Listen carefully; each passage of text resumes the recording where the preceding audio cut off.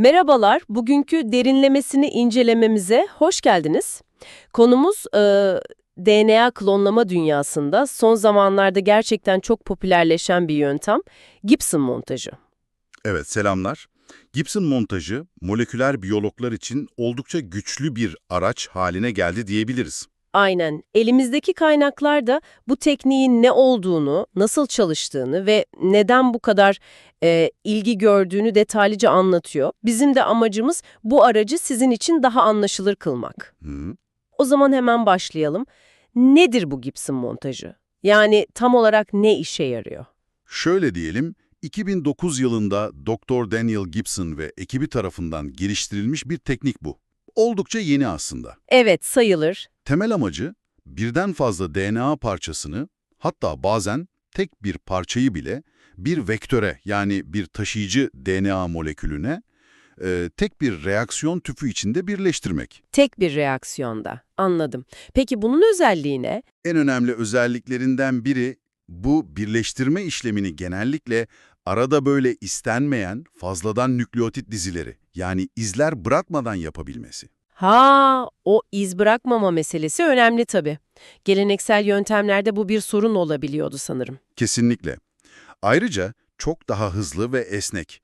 Yani bu yüzden bilim dünyasında hızla benimsendi ve standart bir prosedür haline geldi diyebiliriz. Peki, biraz daha açalım mı bunu? Nasıl çalışıyor tam olarak? Temel prensibi nedir? Temel prensibi aslında oldukça zarif ve basit sayılır.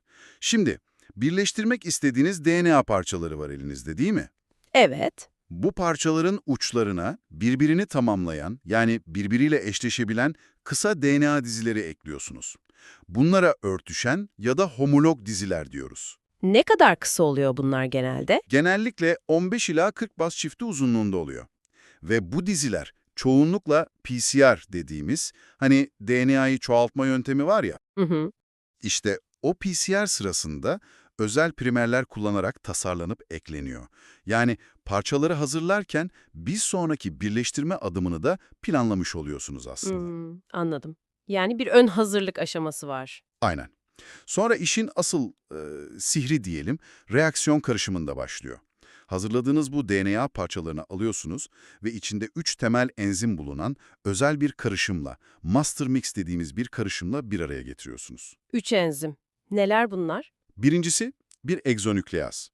Bu enzim DNA'nın 5 üssü dediğimiz ucundan başlayarak zinciri geriye doğru biraz yiyor, çiğniyor gibi düşünebilirsiniz. İlginç. Niye yapıyor bunu? Bunu yapınca tek sarmallı yapışkan uçlar ortaya çıkıyor. Hani az önce bahsettiğimiz örtüşen diziler vardı ya, Evet. işte o diziler bu sayede serbest kalıyor.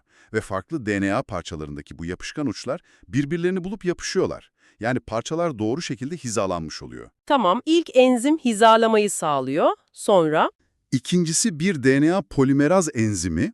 Bu da hani parçalar hizalandıktan sonra aralarda küçük boşluklar kalabilir ya. Evet. İşte o boşlukları dolduruyor DNA sentezi yaparak. Anladım. Boşlukları dolduruyor. Üçüncü enzim ne peki?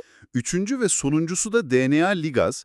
Bu enzim de polimeraz boşlukları doldurduktan sonra bile DNA zincirinde kalabilen çok küçük kesikleri, nick diyoruz bunlara, İşte onları kapatıyor. Parçaları birbirine kalıcı olarak mühürlüyor adeta. Yani aslında bu 3 enzim böyle bir montaj hattı gibi sırayla işlerini yapıp parçaları kusursuzca birleştiriyorlar. Aynen öyle, çok güzel bir benzetme. Ve sanırım en etkileyici kısmı, yani kaynaklarda da vurgulanıyor, bütün bu farklı işleri yapan enzimlerin aynı sıcaklıkta 50 santigrat derecede uyum içinde çalışabilmesi, bu normalde büyük bir zorluktur değil mi? Farklı enzimler farklı koşullar ister genelde. Kesinlikle. Bu gerçekten büyük bir avantaj. Farklı enzimlerin optimum çalışma sıcaklıkları genellikle farklı olur ve bu da reaksiyonları karmaşıklaştırır, adım adım yapmayı gerektirir. Evet. Ama burada hepsinin 50 derecede etkin olması demek, tüm reaksiyonun tek bir tüp içinde aynı anda ve genellikle sadece 1 saat gibi kısacık bir sürede tamamlanabilmesi demek. 1 saat. Müthiş. Evet, 1 saat sonunda elde edilen birleştirilmiş DNA molekülü doğrudan alıp hücrelere aktarmaya, yani transformasyona hazır hale geliyor. Bu inanılmaz bir hız ve verimlilik artışı demek o zaman. Kesinlikle. Kaynaklarda bir örnek veriliyor hatta. Normalde Diyelim basit bir geni bir etiketle birleştireceksiniz. Bu geleneksel yöntemlerle iki ayrı klonlama adımı gerektirebilir ve arada istemediğiniz fazladan bazlar, yani izler kalma riski taşır. Hmm, Gibson ile bu iş tek adımda ve iz bırakmadan yapılabiliyor. Yani haftalar sürebilecek bir işi belki bir güne, hatta birkaç saate sığdırabiliyorsunuz. vay canına. Özellikle sentetik biyoloji gibi alanlarda bu çok büyük fark yaratıyordur o zaman. Hani orada bazen onlarca farklı DNA parçasını belirli bir sırada hatasız birleştirmek gerekiyor. Tam olarak öyle. Sentetik biyolojide mesela yapay gen devreleri veya metabolik yollar tasarlarken çok sayıda parçayı, işte genleri, promotörleri, terminatörleri falan doğru sırada ve doğru yönde bir araya getirmeniz gerekir. Evet, karmaşık yapılar yani. Aynen. İşte Gibson montajı bu tür çok parçalı yapılar oluşturmak için biçilmiş kaftan.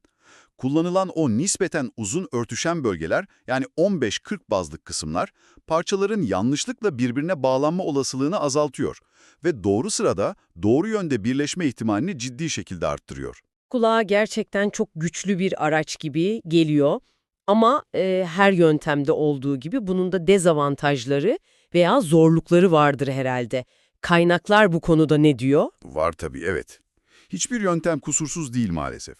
Mesela eğer birleştirmeye çalıştığınız DNA parçası çok çok kısaysa, diyelim 200 nükleotitten daha kısaysa, Evet. o zaman o ilk enzimimiz vardı ya, hani 500'sü ucundan yiyen egzonükleaz, Hı hı. işte o biraz fazla iştahlı davranıp, örtüşen bölgeyi geçip parçanın tamamını ya da büyük bir kısmını sindirebiliyor. Bu da tabii klonlamanın başarısız olmasına yol açıyor. Anladım. Küçük parçalarda riskli yani. Başka? Bir diğer potansiyel sorun da şu, bazen DNA'nın uç bölgeleri özellikle GC oranı yüksekse veya tekrarlayan diziler içeriyorsa kendi üzerine katlanıp böyle kararlı ikincil yapılar oluşturabiliyor. Saç tokası, hairpin loop dediğimiz yapılar mesela. Saç tokası, evet. Eğer böyle bir yapı oluşursa, o tek sarmallı yapışkan uçlar başka bir parçanın ucuyla eşleşmek yerine kendi içinde katlı olabiliyor. Bu da tabii ki parçaların birbirine yapışmasını, yani hizalanmasını engelliyor veya zorlaştırıyor.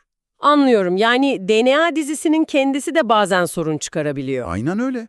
Dizayn yaparken bunlara dikkat etmek gerekiyor. Peki, bu yöntemi daha büyük resme oturtsak, özellikle genom düzenleme gibi teknolojilerle birlikte düşününce nasıl bir yerde duruyor Gibson montajı? İşte orası çok heyecan verici.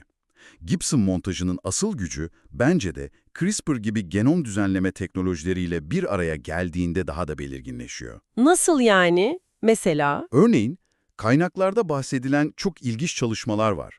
Normalde üzerinde çalışılması, yani kesilmesi, değiştirilmesi çok zor olan devasa plazmitler düşünün.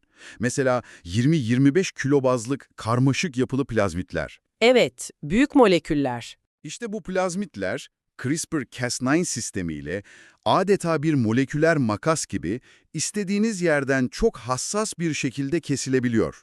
Sonra o kesilen yere yeni DNA parçaları eklemek veya oradaki bir bölgeyi değiştirmek istediğinizde, Gibson montajı devreye giriyor. aynen, açılan o boşluğa yeni DNA parçaları Gibson montajı ile kolayca ve iz bırakmadan eklenebiliyor. Bu, büyük ve karmaşık plazmitlerin modifikasyonunu inanılmaz derecede kolaylaştırdı. Müthiş bir sinerji o zaman CRISPR'lar arasında. Başka örnekler var mı? Var. Hatta daha da etkileyicisi bakteri kromozomları üzerinde yapılan çalışmalar. Bir çalışmada bakteri kromozomundan tam 100 kilobazlık, yani inanılmaz büyüklükte bir DNA parçası CRISPR ile kesilip çıkarılmış ve sonra Gibson montajı kullanılarak bir taşıyıcı vektöre klonlanmış. 100 kilobaz. Bu devasa bir parça. Evet, gerçekten devasa. Bu, özellikle büyük genomik bölgelerin fonksiyonlarını anlamak veya bu bölgeleri başka organizmalara aktarmak gibi çalışmalar için çığır açıcı bir gelişme, eskiden hayal bile edilemezdi belki de. Gerçekten etkileyici. Peki piyasada Gibson montajına benzer başka yöntemler de var mı? Kaynaklar bahsediyor sanırım. Evet, var tabii. Gibson montajı bu homolog rekombinasyon temelli klonlama yöntemlerinin en bilineni belki ama tek değil. Slick, CPEC, Gineart, Seamless Cloning, Nebular, HeFi gibi farklı isimlerle pazarlanan benzer prensiplerle çalışan başka yöntemler de mevcut. Farkları ne bunların mota? Yani avantajları, dezavantajları. Temel mekanizmaları benzer aslında. Yani hepsi örtüşen uçlar oluşturup sonra bunları birleştirmeye dayanıyor. Ama kullandıkları enzimler veya reaksiyon koşulları biraz farklılaşabiliyor. Kimisi belki daha ucuzdur, kimisi çok küçük veya çok büyük parçalarla daha iyi çalışıyordur, kimisi daha yüksek verim sunuyordur. Anladım. Ama Gibson'ın ayırt edici özelliklerinden biri kendine özgü bir egzonükleaz kullanması ve reaksiyonu hücre dışında yani in vitro ortamda ligaz enzimiyle tamamlaması. SLIC gibi bazı yöntemlerde mesela ligasyon adımı hücre içinde in vivo ortamda gerçekleşiyor. Teknik detaylar yani. Bir de şey var, Golden Gate veya Gateway gibi başka popüler klonlama yöntemleri de var. Onlarla karıştırmamak lazım sanırım, değil mi? Kesinlikle. O çok önemli bir nokta. Golden Gate ve Gateway'de çok güçlü ve yaygın kullanılan yöntemler ama çalışma mekanizmaları tamamen farklı. Gibson ve benzerleri homolog rekombinasyona dayanırken Golden Gate restriksiyon enzimleri tip 2S kullanıyor, Gateway ise faj rekombinaz enzimlerini kullanıyor. Farklı uygulamalar için farklı avantajlar sunuyorlar. Anlaşıldı. Yani araç kutusunda farklı işler için farklı aletler var gibi. Aynen öyle. Projeye göre en uygun yöntemi seçmek gerekiyor. Peki, toparlayacak olursak, tüm bu anlattıklarımızın dinleyicilerimiz için pratik anlamı ne? Yani özetle ne demeliyiz? Şunu söyleyebiliriz. Gibson montajı ve benzeri homolog rekombinasyon tabanlı yöntemler, DNA parçalarını bir araya getirmek için geleneksel restriksiyon enzimli gaz yöntemlerine kıyasla çok daha hızlı, çok daha esnek ve genellikle daha verimli bir alternatif sunuyor. Özellikle demin bahsettiğimiz gibi çok sayıda parçayı bir araya getirmek gerektiğinde veya birleştirme sonrasında DNA dizisinde hiç iz kalmamasının kritik olduğu hassas projelerde bu yöntemler gerçekten paha biçilmez. Kesinlikle. Bu teknikler sayesinde genetik mühendisliği ve özellikle sentetik biyoloji alanındaki araştırmalar muazzam ölçüde hızlanıyor.